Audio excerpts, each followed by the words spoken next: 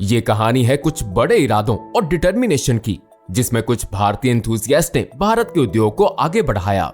बीच 1850 से लेकर आज तक एक ऐसा नाम जो हमेशा उद्योग से जुड़ा हुआ है, वो है टाटा कंपनी। टाटा, अगर आपको नहीं पता तो ये भारत की सबसे बड़ी कंपनीज में से एक है, जो गाड़ियों से लेकर होटल और एयरलाइंस तक सब में इन्वॉल्व है। वैसे तो उनका हाथ काफी चीजों में है, आप सोच ही सकते हैं, लेकिन किसी भी महापुरुष की तरह टाटा के पास भी उनके अब तक के सफल होने की कहानी में आने वाली कई चुनौतियों और फेलियर्स की एक लंबी कहानी है।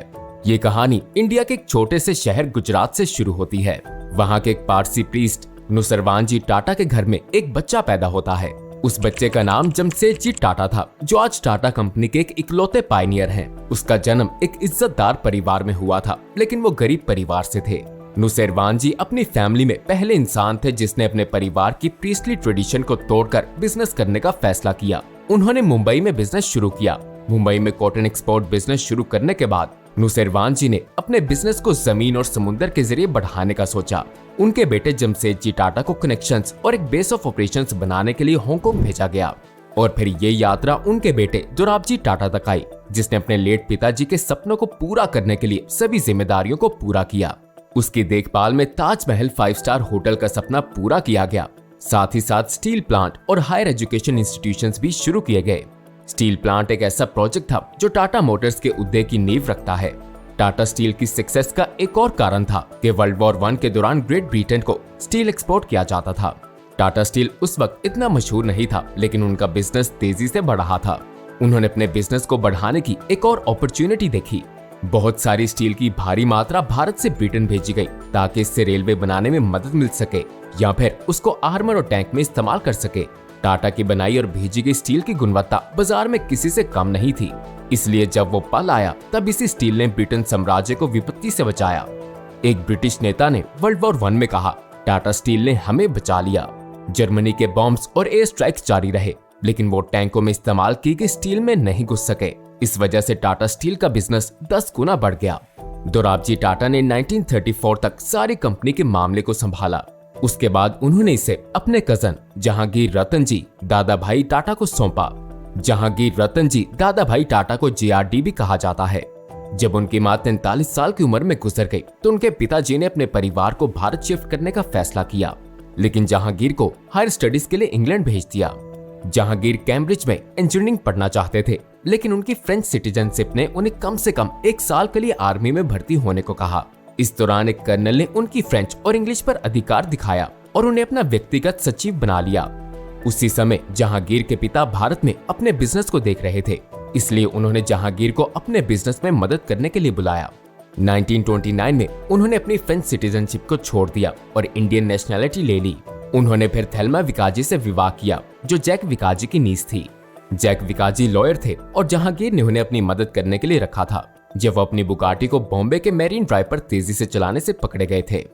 टाटा जी ट्रैवल के दौरान अपने दोस्त के पापा लुइस ब्लीरॉयड से इंस्पायर हुए, जो कि एविएशन के पायनियर थे और फेमस थे क्योंकि वो पहले इंसान थे जिसने हवाई जहाज में इंग्लिश चैनल को क्रॉस किया था। उनसे इंस्पायर होकर टाटा जी को एविएशन का शौक हो गया। 10 फरवरी 1929 को उन्होंने भारत में दी गई पहली एविएशन लाइसेंस हासिल की, जिससे उन्हें father of the Indian civil aviation के नाम से जाना गया। 1932 में उन्होंने भारत की पहली कमर्शियल एयरलाइंस टाटा एयरलाइंस शुरू की।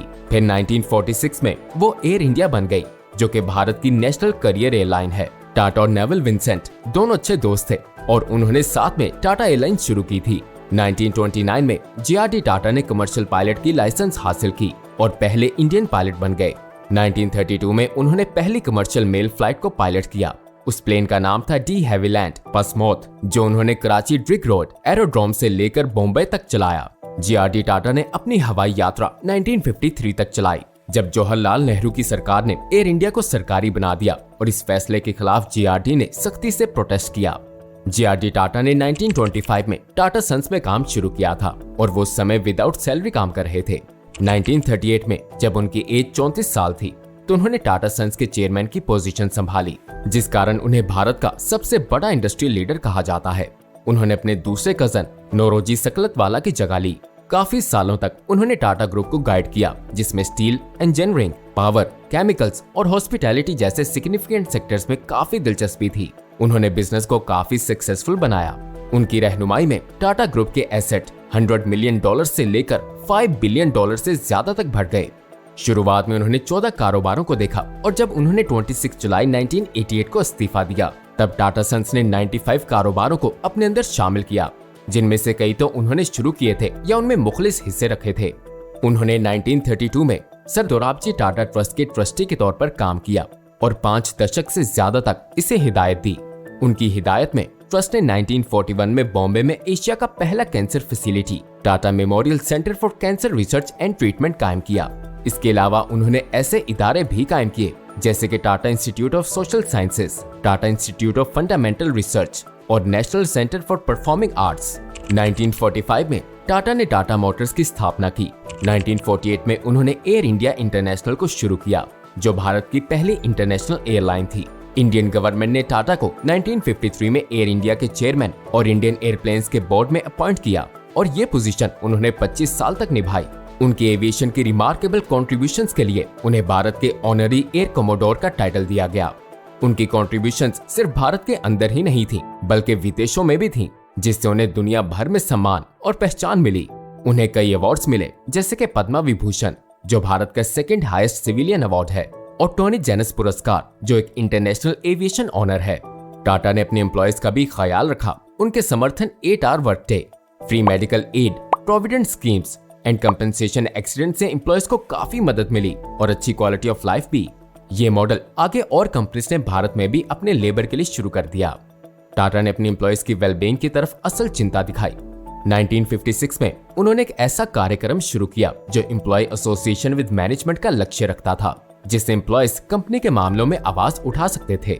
जीआरडी टाटा ने सामाजिक कामों और सेवाओं में अपना पूरा समय समर्पित किया था। उन्होंने एजुकेशन, रिसर्च और हेल्थ केयर के कई इंस्टीट्यूशंस एस्टैब्लिश किए। टाटा मेमोरियल हॉस्पिटल में कैंसर के इलाज और रिसर्च में उनकी कॉन्ट्रीब्यूशंस थीं। उनके एजुकेशन के प्रति डेडिकेशन ने Tata Institute of Social Sciences और Tata Institute of Fundamental Research की स्थापना की।